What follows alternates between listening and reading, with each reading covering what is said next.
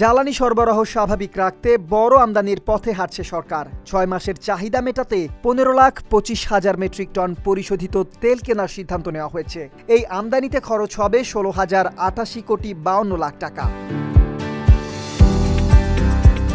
বুধবার সরকারি ক্রয় সংক্রান্ত কমিটির বৈঠকে এই প্রস্তাব অনুমোদন দেওয়া হয়।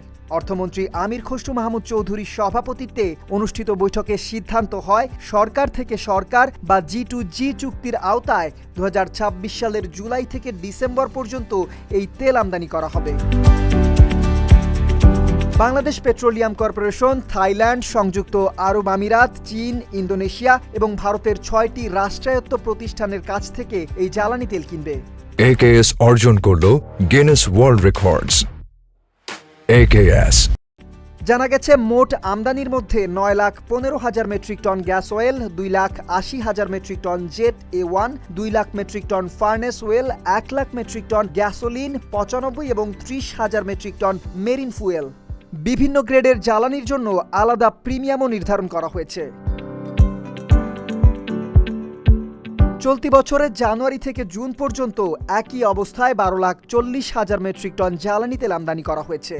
দেশের জ্বালানি চাহিদা স্বাভাবিক রাখতে নতুন এই আমদানি গুরুত্বপূর্ণ ভূমিকা রাখবে বলে আশা করা হচ্ছে।